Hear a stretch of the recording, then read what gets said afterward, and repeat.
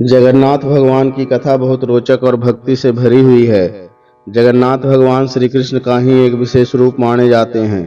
उनके साथ उनके बड़े भाई बलभद्र, बलराम और बहन सुभद्रा की भी पूजा की जाती है। इन तीनों की मूर्तियां पूरी उड़ीसा के जगन्नाथ मंदिर में स्थापित हैं। कहा जाता है कि द्वारका में श्री कृष्ण का देहांत होने के बाद उनके शरीर का दाह संस्कार हुआ। उनकी हृदय हड्डी अग्नि में भी भस्म नहीं हुई, यह ब्रह्म पदार्थ कहलाया। इसी समय राजा इंद्रदुम्न उड़ीसा के राजा को स्वप्न में भगवान का आदेश मिला, तुम समुद्र तट पर जाकर उस देवी दारू काष्ठ से मेरी मूर्ति स्थापित करो, उसमें यह ब्रह्म पदार्थ स्थापित करना। राजा ने देवी शिला दारू खोजी जो समुद्र तट पर स्वयं प्रकट हुई। तब भगवान विष्णु स्वयं एक वृद्ध बढ़े विश्वकर्मा के रूप में आए और मूर्ति बनाने लगे।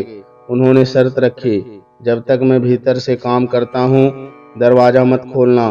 राजा और रानी प्रतीक्षा करते रहे। कई दिन बीत गए, भीतर से कोई आवाज नहीं आई। रानी ने अधीर होकर दरवाजा खोल दिया। तब तक मूर्तियां अधूरी रह गई। हाथ छोटे रह गए, आंख गोल और बड़ी बनी, पैर पूरे नहीं बने। भगवान ने कहा, अब यही मेरा स्वरूप है, इसे जगतनाथ जगन्नाथ कहकर पूजा करो, यही मेरा विशेष रूप है। अधूरी मूर्तियां यह बताती हैं कि भगवान का स्वरूप सीमित रूप में पूर्णता से व्यक्त नहीं किया जा सकता। जगन्नाथ का अर्थ है जगत का नाथ, अर्थात संपूर्ण संसार के स्वामी। पूरी धाम चार धामों में से एक है और मोक्षदायी माना गया है।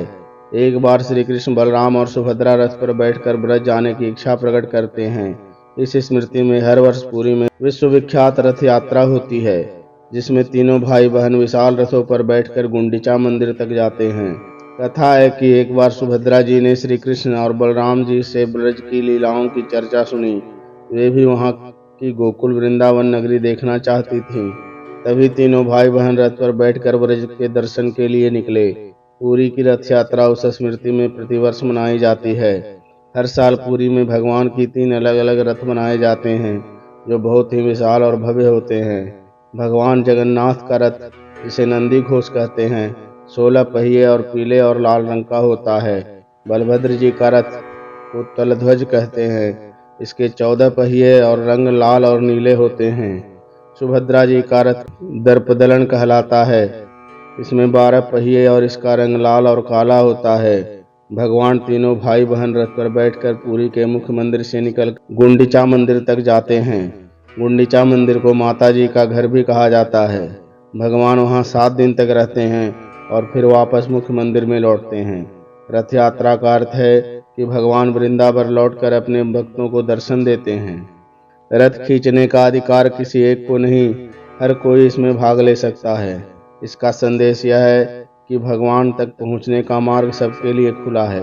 भगवान बाहर निकलकर स्वयं भक्तों के बीच आते हैं। इसका अर्थ है कि भक्ति के मार्ग में भगवान को पाने के लिए मंदिर की सीमा भी जरूरी नहीं है। रथ यात्रा में लाखों भक्त जय जगन्नाथ कहते हुए रस्सी खींचते हैं। ऐसा माना जाता है कि रस्सी खींचना भगवान को अपने हृदय में खींचने जैसा है। तीनों रथ मानव जीवन के 3 गुणों सत्व रज तम का प्रतीक हैं। भगवान जब इन पर बैठकर चलते हैं तो संदेश देते हैं कि संसार के गुणों से ऊपर उठकर भक्ति मार्ग पर चलो। अब मैं आपको जगन्नाथ भगवान की मूर्ति हर 12 साल में क्यों बदली जाती है, नव कलेवर परंपरा के बारे में विस्तार से बताता हूँ। जगन्नाथ की मूर्तियाँ नीम दारू ब्रह्म की लकड़ी से बनी होती है। समय के साथ लकड़ी नष्ट होने लगती है, इसलिए जब जब अधिक मास पड़ता है भगवान का नया शरीर अर्थात नई मूर्तियां बनाई जाती हैं। इसमें पुरानी मूर्तियों के अंदर रखा ब्रह्म पदार्थ, भगवान श्री कृष्ण का हृदय स्वरूप दैवी अवशेष नई मूर्तियों में स्थानांतरित कर दिया जाता है। विशेष ब्राह्मण और सेवक जंगल में जाकर 4 पवित्र वृक्ष खोजते हैं। इन वृक्षों में कुछ लक्षण होने चाहिए, जैसे पास में नदी या जल स्रोत हो, वृक्ष पर शंख चक्र गदा पद्म जैसे चिन्ह हो, आसपास शांति और पवित्र वातावरण हो।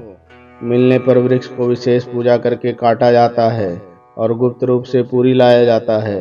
मूर्तियां विश्वकर्मा शिल्पी परंपरा के लोग बनाते हैं। काम गुप्त रूप से होता है, बाहर कोई देख नहीं सकता। कई दिन लगातार मंत्र जाप और नियमों के साथ मूर्तियां बनती है। पुरानी मूर्तियों की आंखें ढक दी जाती है।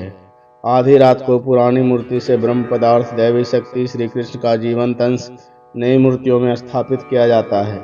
यह प्रक्रिया पूरी तरह गुप्त होती है। कहते हैं जो यह स्थानांतरण करता है वह तुरंत ही अंधा हो जाता है या मर जाता है। इसलिए इसे गुप्त रहस्य भी कहा जाता है। ब्रह्म पदार्थ निकालने के बाद पुरानी मूर्तियों की पूरी मंदिर परिसर के भीतर कोयली वैकुंठ नामक स्थान पर दाह संस्कार कर दिया जाता है। फिर नई मूर्तियों को स्थापित करके उनकी प्राण प्रतिष्ठा होती है। नव कलेबर हमें यह सिखाता है कि शरीर बदलता है, आत्मा अमर रहती है। जैसे हम बार बार नया शरीर लेते हैं, वैसे ही भगवान भी नया नया कलेबर लेते हैं। ब्रह्म पदार्थ वही रहता है, केवल बाहरी रूप बदलता है। इसलिए जगन्नाथ का नव कलेवर पर्व अत्यंत दुर्लभ और दिव्य माना जाता है, जिसे देखने के लिए लाखों भक्त पूरी पहुंचते हैं। जगन्नाथ भगवान की आंखें इतनी बड़ी और गोल क्यों होती हैं? कथा है कि जब श्री कृष्ण और बलराम ब्रज की गोपियों के साथ रासलीला कर रहे थे, तो उनकी बहन सुभद्रा भी साथ खड़ी थी। सुभद्रा बीच में खड़ी थी और दोनों ओर कृष्ण और बलराम खड़े होकर रास का आनंद देख रहे थे। उसी समय नारद मुनि आए और भगवान की इस अवस्था को देखकर बोले, अरे यह अद्भुत है, तीनों भाई बहन एक साथ और प्रेम में लीन।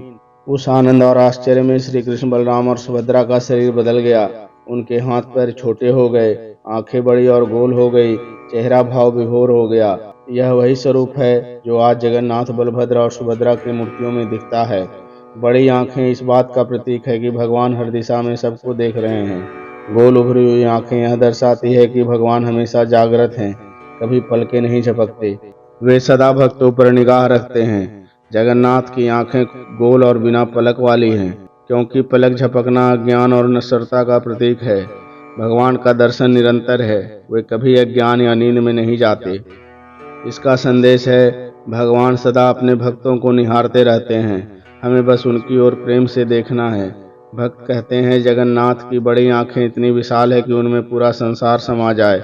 वे इतनी करुणामयी है कि सबसे छोटे जीव को भी देख लें। इसलिए जगन्नाथ भगवान की बड़ी और गोल आंखें उनके अनंत प्रेम, जागृत अवस्था और विश्व दृष्टि का प्रतीक है। जगन्नाथ भगवान को अधूरे रूप में क्यों पूजा जाता है?